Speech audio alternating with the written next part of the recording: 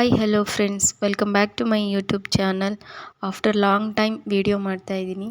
So ನಾನಿವತ್ತು ನಿಮ್ಮನ್ನೆಲ್ಲ ನಮ್ಮೂರ ಪಕ್ಕ ಇರುವಂಥ ಒಂದು ದೇವಸ್ಥಾನಕ್ಕೆ ಕರ್ಕೊಂಡು ಹೋಗ್ತಾ ಇದ್ದೀನಿ.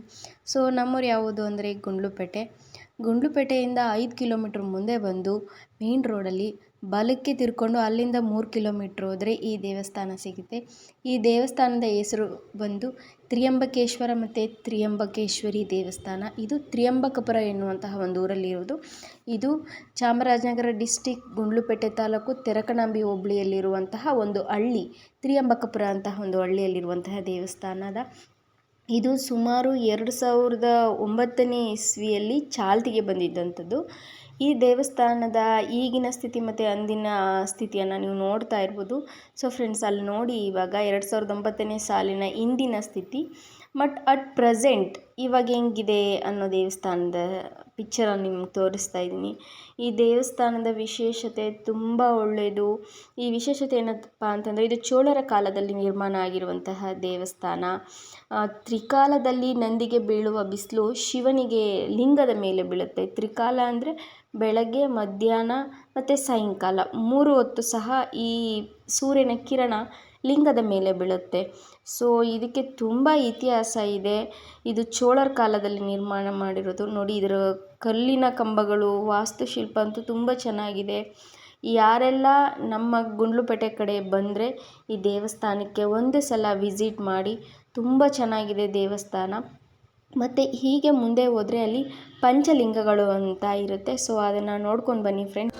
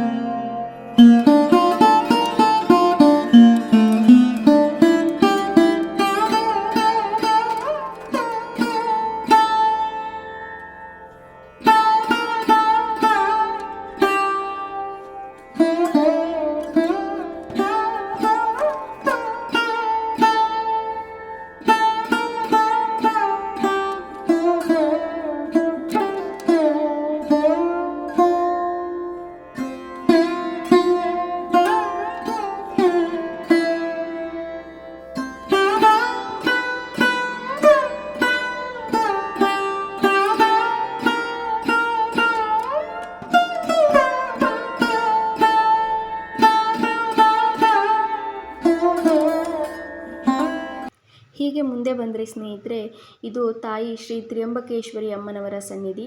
ಸೊ ನೀವು ನೋಡ್ತಾ ಇರ್ಬೋದು, ಇಲ್ಲಿ ಇದು ದೇವಸ್ಥಾನ ಕ್ಲೋಸ್ ಇತ್ತು, ಅದಕ್ಕೆ ಒಳಗಡೆ ಹೋಗಿ ವಿಡಿಯೋ ಮಾಡಲಿಕ್ಕೆ ಆಗಲಿಲ್ಲ. ತುಂಬ ಚೆನ್ನಾಗಿದೆ. ತುಂಬ ವಿಶಿಷ್ಟತೆ ಇರುವಂತಹ ತಾಯಿಯ ಸನ್ನಿಧಾನ. ಯಾರಿಗೆಲ್ಲ ಮಕ್ಕಳಿರಲ್ಲ ಅವರಿಗೆ ಮಕ್ಕಳು ಆಗುತ್ತೆ. ಅದು ಅವರವರ ನಂಬಿಕೆಗೆ ಬಿಟ್ಟಿದ್ದು. ನಮ್ಮ ಜೀವನದಲ್ಲಂತೂ ತುಂಬ ಒಳ್ಳೆಯದಾಗಿದೆ.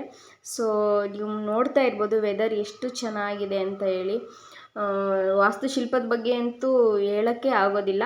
ಇಲ್ಲಿ ನೀವು ನೋಡ್ತಾ ಇರ್ಬೋದು ಫ್ರೆಂಡ್ಸ್, ಇದೇ ನಂದಿಗೆ ಸೂರ್ಯನ ಕಿರಣಗಳು ಬಿದ್ದು ಅದು ಶಿವನ ಲಿಂಗದ ಮೇಲೆ ಬೀಳುತ್ತೆ. ಸೊ ಹೀಗೆ ಮುಂದೆ ಬಂದರೆ ಅಲ್ಲಿ ದುರ್ಗಾದೇವಿ ಸನ್ನಿಧಿ ಅಂತ ಇದೆ. ಇಲ್ಲಿ ಒಂದು ಕಾಲದಲ್ಲಿ ಸ್ವಲ್ಪ ವರ್ಷಗಳ ಹಿಂದೆ ತಾಯಿ ಕಣ್ಣನ್ನು ತೆರೆದು ಕಣ್ಣಲ್ಲಿ ನೀರು ಬಂತು ಅಂತ ತುಂಬ ವೈರಲ್ ಆಯಿತು. ನೀವು ನೋಡ್ತಾ ಇರ್ಬೋದು, ಇದೇ ತಾಯಿ ಕಣ್ಣಲ್ಲಿ ನೀರು ಬಂದು ಇದಾಗಿದ್ದು ತುಂಬ ಮೀಡಿಯಾದಲ್ಲೆಲ್ಲ ಫೇಮಸ್ ಆಗಿತ್ತು. ಅಲ್ಲಿ ಅದ್ರ ಫೋಟೋ ನಿಮಗೆ ತೆಗಿಯೋಕ್ಕಾಗಲಿಲ್ಲ. ಇಲ್ಲಿ ಒಂದು ಸಪ್ತಸ್ವರದ ಕಂಬ ಅಂತ ಇದೆ, ಅದನ್ನು ನೀವು ನೋಡಿ. ಇವಾಗ ಈ ಕಂಬವನ್ನು ಈ ಥರ ಕುಟ್ಟಿ ನೋಡಿದ್ರೆ ಸಪ್ತಸ್ವರಗಳ ಸೌಂಡ್ ಬರುತ್ತೆ. ಸೊ ಇಲ್ಲಿನ ವಿಶಿಷ್ಟತೆಯ ಬಗ್ಗೆ ಇಲ್ಲಿನ ಅರ್ಚಕರನ್ನು ನಾವು ಮಾತಾಡ್ಸೋಣ. ನೋಡಿ ಬನ್ನಿ. 1435 ಇಸ್ವಿಯಲ್ಲಿ ಕಟ್ಟಿದ ದೇವಸ್ಥಾನ ತ್ರ್ಯಂಬಕೇಶ್ವರ ಅಂತ. ಇದು ಗುಂಡ್ಲುಪೇಟೆ ತಾಲೂಕು, ತೆರಕಣಾಂಬಿ ಹೋಬಳಿಯಲ್ಲಿದೆ. ಈ ದೇವಸ್ಥಾನದಲ್ಲಿ ತ್ರ್ಯಂಬಕೇಶ್ವರ ಅಂತಂದರೆ 3 ಗಡಿಗೆ ಹೊಂದಿದಂಥ ದೇವಾಲಯ ಅಂತ ಹೇಳ್ತಾ ಇದ್ದಾರೆ. ಇದು 3 ಗಡಿ ಅಂತಂದರೆ ಕೇರಳ, ತಮಿಳುನಾಡು, ಕರ್ನಾಟಕ 3 ಬಾರ್ಡರ್ ದೇವಸ್ಥಾನದಲ್ಲಿ 3 ದೇವತೆಗಳ ಸಂಗಮ ದೇವಸ್ಥಾನದ ಹೆಸರು ಅಂತ. ತ್ರ್ಯಂಬಕ ಅಂತಂದರೆ ಬ್ರಹ್ಮ, ವಿಷ್ಣು, ಮಹೇಶ್ವರ 3 ಒಂದೇ ತ್ರ್ಯಂಬಕೇಶ್ವರ. ಈ ತ್ರ್ಯಂಬಕೇಶ್ವರ ವಿಶೇಷತೆ ಏನು ಅಂತಂದರೆ, ಒಂದು ದಿನಕ್ಕೆ ತ್ರಿಕಾಲದಲ್ಲೂ ನಂದಿಗೆ ಬೀಳೋಂಥ ಕಲರ್ ಏನಿದೆ ಅದು ಇಡೀ ದೇವಸ್ಥಾನಕ್ಕೆ 3 ಭಾಗ ಆಗುತ್ತೆ, 3 ಕಲರ್ ಆಗುತ್ತೆ. ಆ ಬೆಳಕಿನಿಂದ ಬರತಕ್ಕಂಥ ಭಕ್ತಾದಿಗಳು ಅವರ ಪ್ರಾರ್ಥನೆ, ನಂಬಿಕೆ ಪೂರ್ವದಿಂದ ಬಂದು ಶಿವನ ಮತ್ತು ದುರ್ಗಾದೇವಿ ತ್ರ್ಯಂಬಕೇಶ್ವರನ ನೋಡಿ ದಕ್ಷಿಣ ಬಾಗಿಲು ಹೊರಟು ಕುಬೇರನ ದರ್ಶನ ಮಾಡಿ 5 ಪಂಚಲಿಂಗ ದರ್ಶನ ಮಾಡಿ ತಿರ್ಗಾ ದುರ್ಗಾದೇವಿ ಸಪ್ತಮಾತೃಕ ದರ್ಶನ ಮಾಡಿ ನಂದಿ ಹತ್ರ ಬಂದು ಆ ಬೆಳಂತ ಬೆಳಕು ನಂದಿಯಿಂದ ಪ್ರಾರಂಭ ಆಗುತ್ತೆ. ಆ ಬೆಳಕನ್ನು ನೋಡ್ಬೋದು. ದಕ್ಷಿಣ ಬಾಗಿಲು ಹೋದರೆ ನಿಮ್ಮ ಇಷ್ಟಾರ್ಥ ಕಾರ್ಯಗಳು ನೆರವೇರುತ್ತೆ. ಇದು 5 ವಾರ, 9 ವಾರ, 16 ವಾರ ಮನಸ್ಸಿನಲ್ಲಿ ಪ್ರಾರ್ಥನೆ ಮಾಡಿ ಬಂದು ಸನ್ನಿಧಾನಕ್ಕೆ ಬಂದು ನಿಮ್ಮ ಪ್ರಾರ್ಥನೆ ಸಲ್ಲಿಸ್ಬಿಟ್ಟು ಹೋಗಬಹುದು. 10 ಹಲವಾರು ಭಕ್ತಾದಿಗಳು ಈ ದೇವಸ್ಥಾನಕ್ಕೆ ಬರುತ್ತೆ. ಇನ್ನೊಂದು ವಿಶೇಷ ಏನು ಅಂತಂದರೆ, ಜೀವಂತ ನಂದಿ ಅಂದರೆ ಒಂದು ಈ ದೇವಸ್ಥಾನಕ್ಕೆ ಇದೆ. ನಮ್ಮ ಪಕ್ಕದ ಗ್ರಾಮದಲ್ಲಿರ್ತಕ್ಕಂಥ ಬರಟಲ್ಲಿ ಒಬ್ಬರು ಗ್ರಾಮಸ್ಥರು ಈ ದೇವಸ್ಥಾನಕ್ಕೆ ನಂದಿ ಬಿಟ್ಟಿದ್ರು. ಆ ನಂದಿ ಪ್ರತಿದಿನವೂ ಈ ದೇವಸ್ಥಾನಕ್ಕೆ ನಂದಿ ಬರುತ್ತೆ. ಜೀವಂತ ನಂದಿ ಗಂಟೆನಾದ ಕೇಳಿದ್ರೆ ಒಳಗಡೆ ಬರುತ್ತೆ. ಈಗಲೂ ಸುಧಾ ಹೈಟ್ ಇದೆ. ಈಗ ಗರ್ಭಗುಡಿಗೆ ಪ್ರವೇಶ ಮಾಡೋಕ್ಕೆ ಹಿಂಸೆ ಆಗುತ್ತೆ. ಸುತ್ತಲೂ ಪ್ರದಕ್ಷಿಣೆ ಮಾಡಿ ಬೆಳಿಗ್ಗೆ ಒಂದು ಬಾರಿ, ಸಂಜೆ ಒಂದು ಬಾರಿ ಬರುತ್ತೆ. ಇದು ಪ್ರತಿನಿತ್ಯ ಬೆಳಗ್ಗೆ 10ರಿಂದ ಸಂಜೆ 6:30ರವರೆಗೂ ಈ ದೇವಸ್ಥಾನ ಯಾವಾಗಲೂ ತೆಗೆದಿರುತ್ತೆ. ಇದು ವಿಶೇಷತೆ. ಮತ್ತು ಇದು ನಿಮಗೆ ತ್ರಯಂಬಕೇಶ್ವರಿ ಅಂತ ಹೇಳ್ಬೋದು. ಪ್ರತಿನಿತ್ಯ ನೀವು ತಮಿಳು, ತೆಲುಗು, ಹಿಂದಿ, ಮಲಯಾಳಿ ಯಾವುದೇ ಭಾಷೆ ಮಾತಾಡಿ ಆ ವ್ಯಕ್ತಿತ್ವ, ಈ ಶ್ಲೋಕದ ಹೆಸರು ಆ ವ್ಯಕ್ತಿತ್ವ ಇದೆ ಅಂದರೆ, ಸರ್ವಮಂಗಳ ಮಾಂಗಲ್ಯ ಶಿವೆ ಸರ್ವಸಾಧಿಕೆ ಶರಣೆ ಶ್ರೀ ತ್ರ್ಯಂಬಕೆ ಗೌರಿ ನಾರಾಯಣ ಮಹೋದಯ ಸಂಸ್ಕೃತ ಹೇಳ್ತೀರಾ. ಈ ತ್ರಯಂಬಕೇಶ್ವರಿ ಗೌರಿ ದೇವಿಯನ್ನೇ ದೇವಾಲಯ ಎಲ್ಲಿದೆ ಅಂತಂದರೆ ಈ ಸ್ಥಳದಲ್ಲಿದೆ, ಈ ಗ್ರಾಮದಲ್ಲಿದೆ. ಅದಕ್ಕೆ ತ್ರಯಂಬಕಪುರ, ತ್ರಯಂಬಕೇಶ್ವರ, ತ್ರಯಂಬಕೇಶ್ವರಿ ಅಂತ ಚಾಲ್ತಿಯಲ್ಲಿ ಬಂದೆ. ಈ ದೇವಸ್ಥಾನ 2009ರಿಂದ ಆಗಿನ ಒಬ್ಬರು ತಹಶೀಲ್ದಾರು, ಸೆಕ್ರೆಟರಿ ಅವರು, ಗ್ರಾಮಸ್ಥರುಗಳು, ಭಕ್ತಾದಿಗಳಿಂದ ಪ್ರತಿ ದಿನವೂ ಪೂಜೆ ನಡೀತಾ ಇದೆ. 2009ರಿಂದ ಇದು ನಿತ್ಯ ಪೂಜೆ ನಡೀತಾ ಇದೆ. ಅಂದರೆ ಬ್ರಹ್ಮ, ವಿಷ್ಣು, ಮಹೇಶ್ವರನ ದರ್ಶನ 3 ಕಲರು ಈ ದೇವಸ್ಥಾನದಲ್ಲಿ ನಡೀತಾರೆ. ಯಾವ್ಯಾವ ಕಡೆಯಿಂದ ಬರ್ಬೋದು ಸ್ವಾಮಿ? ಪೂರ್ವದಿಂದ ಬಂದು ದಕ್ಷಿಣ ಬಾಗಿಲು ಹೋಗ್ಬೇಕು. ಪೂರ್ವ ಆದಿಯಿಂದ ಬಂದು ಶಿವನ ನೋಡಿಕೊಂಡು ದಕ್ಷಿಣ ಬಾಗಿಲು ಹೋಗಿ ತಿರ್ಗಾ ಕುಬೇರ ನೋಡಿ 5 ಪಂಚಲಿಂಗ ನೋಡಿ ತಿರ್ಗಾ ನಂದಿ ಹತ್ರಕ್ಕೆ ಬಂದು ಪೂರ್ವದಿಂದ ಒಂದು ನಂದಿ ಹತ್ರ ಪ್ಲೇಸ್ ಮಾಡಿ ದಕ್ಷಿಣ ಬಾಗಿಲು ಹೊಡೆದ್ರೆ ಇವಾಗಲೂ ನಿಮ್ಮ ಪ್ರಾರ್ಥನೆ, ನಂಬಿಕೆ ಒಳ್ಳೆಯದಾಗ್ತದೆ. ಗುಂಡ್ಲುಪೇಟೆಯಲ್ಲಿ ಇರ್ತಕ್ಕಂಥ ದೇವಾಲಯಗಳದೊಂದು ಪ್ರಮುಖ ವಿಷಯಗಳು ಏನು ಅಂತಂದರೆ ನೋಡಿ, ಗುಂಡ್ಲುಪೇಟೆಗೆ ಆಂಧವೇ ಬಂದಂಥವರು ಫಸ್ಟು ಹಿಮದ ಗೋಪಾಲಸ್ವಾಮಿ ಬೆಟ್ಟ ಭೇಟಿ ಕೊಟ್ಟರೆ, ಪಾರ್ವತಿ ಬೆಟ್ಟ, ಮತ್ತು ಗುಂಡ್ಲುಪೇಟೆಯಲ್ಲಿದೆ ವಿಜಯನಾರಾಯಣ, ಮತ್ತು ಗುಂಡ್ಲುಪೇಟೆಯಲ್ಲಿದೆ ವಿಜಯನಾರಾಯಣ, ಮತ್ತು ಹಂಗೆ ಕಂದಗಾಲದ ಪಾರ್ವತಿ ಬೆಟ್ಟ, ಹಂಗೆ ಆಂಧವೇ ತ್ರಯಂಬಕೇಶ್ವರ ದೇವಸ್ಥಾನ, ತ್ರಯಂಬಕಪುರ.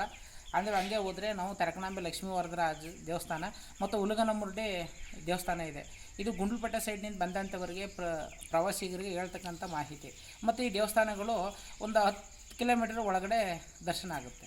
1 ಅವರ್ ಎಲ್ಲ ದೇವಸ್ಥಾನಗಳನ್ನು ಕ್ಲಿಯರ್ ಮಾಡ್ಕೋಬೋದು. ಮತ್ತು ಆಂಧವೇ ನೀವು ಚಾಮರಾಜನಗರ ಕಡೆಯಿಂದ ಬಂದರೆ ನೋಡಿ, ನೀವು ಚಾಮರಾಜನಗರ ಕಡೆಯಿಂದ ಬಂದರೆ ನಿಮಗೆ ಆಂಧವೇ ಚಾಮರಾಜನಗರ ಚಾಮರಾಜೇಶ್ವರ, ಹಂಗೆ ಬಂದರೆ ಉಲಗನಮುರ್ಡಿ ಸಿಗುತ್ತೆ. ತೆರಕನಾಂಬೆಗೆ ಬಂದು ತೆರಕನಾಂಬೆಯಿಂದ ಆಂಧವೇ ಬಂದಾಗ ಲಕ್ಷ್ಮೀ ದೇವಸ್ಥಾನ, ತ್ರಯಂಬಕೇಶ್ವರ ದೇವಸ್ಥಾನ, ತ್ರಯಂಬಕಪುರ, ಪಾರ್ವತಿ ಬೆಟ್ಟ, ಸ್ಕಂದಗಿರಿ ಮತ್ತು ವಿಜಯನಾರಾಯಣ, ಇನ್ನು ಗೋಪಾಲಸ್ವಾಮಿ ಬೆಟ್ಟ, ಆಂಧವೇ ಹಂಗೆ ಗುಂಡ್ಲುಪೇಟೆ ಹೋಗ್ಬೋದು. ಇದು 2 ಕಡೆಯಿಂದ ಬರೋಂಥ ಭಕ್ತಾದಿಗೆ ತಿಳಿಸಿದಂತೂ ಈ ಮಾಹಿತಿ ನೋಡಿ.